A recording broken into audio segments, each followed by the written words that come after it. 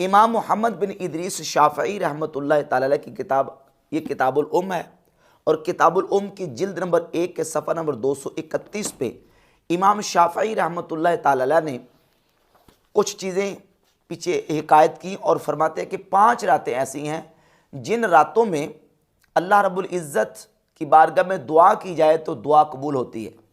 یہی اسی مضمون کی ایک روایت سیدنا عبداللہ ابن عمر رضی اللہ تعالیٰ عنہ سے مصنف عبد الرزاق میں جلد نمبر 4 صفحہ نمبر 317 پہ موجود ہے کہ 5 راتوں میں دعا قبول ہوتی ہے۔ وہ 5 راتیں کون سی ہیں؟ رجب المرجب کی پہلی رات، اور جمعہ کی رات، اور عیدین کی 2 راتیں، چھوٹی عید بڑی عید، عید الفطر اور عید الاضحیٰ کی یہ 2 راتیں، 4 یہ، اور 5ویں رات شعبان المعظم کی 15ویں رات۔ ان 5 راتوں میں اللہ رب العزت کی بارگاہ میں دعا کی جائے تو دعا مقبول ہوتی ہے، اور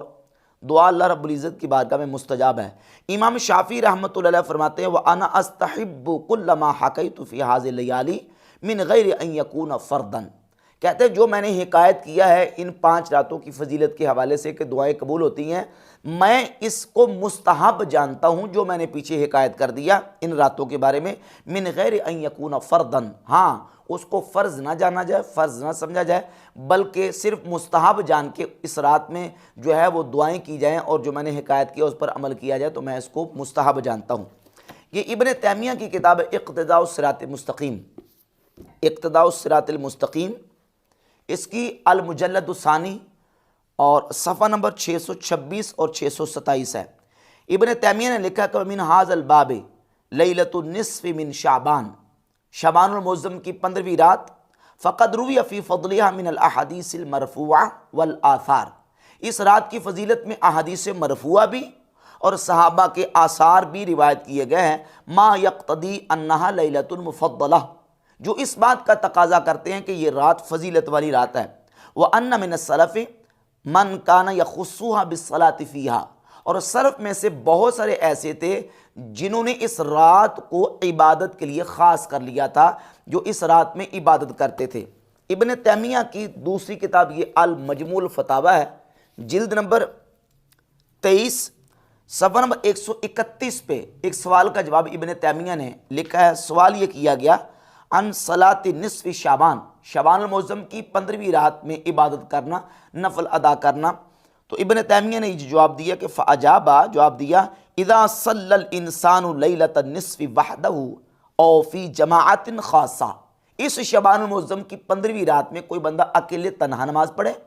یا مخصوص لوگوں کی جماعت میں نماز پڑھے، کما کانا یفعل الطوائف من السلف، جس طرح کے سلف صالحین کے بہت سے گروہ اس طرح کرتے تھے، فہو احسن، تو ابن تیمیہ صاحب لکھتے ہیں کہ یہ احسن ہے، یہ اچھا عمل ہے۔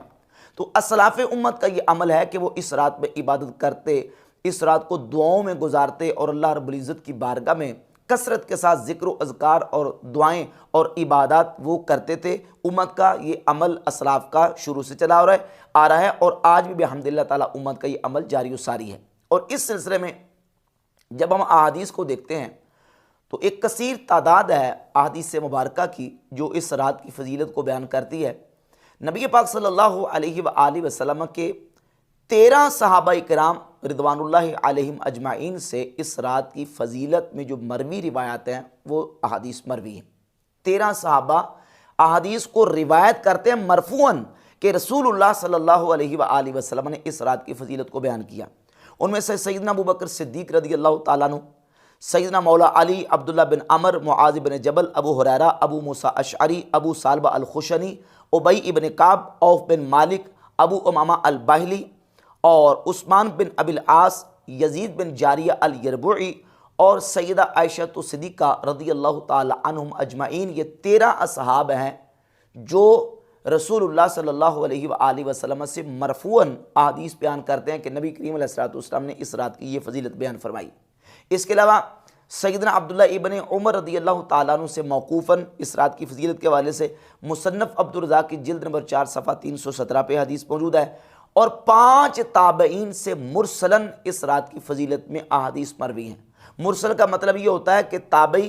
رسول اللہ صلی اللہ علیہ وآلہ وسلم کی حدیث بیان کرتے ہیں، صحابی کا واسطہ چھوڑ جاتے ہیں۔ اب یہ تابعی کی مرسل کے حجت ہونے کا ایک پورا ڈیٹیل، ایک پورا باب ہے، اس طرف ہم نہیں جاتے، البتہ کم از کم 5 تابعین سے مرسلات ثابت ہیں کہ نبی پاک علیہ الصلوۃ والسلام نے اس رات کی فضیلت کو بیان فرمایا، اور 7 تابعین سے موقوفاً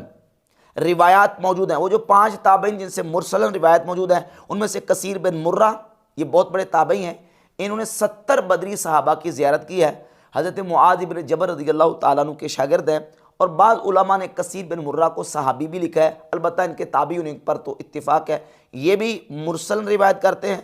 مکحول شامی بھی مرسل روایت کرتے ہیں، راشد بن سعد بھی مرسل روایت کرتے ہیں، عطا بن یسار بھی، اور یحییٰ بن ابی کثیر، یہ 5 تابعین مرسل روایت کرتے ہیں،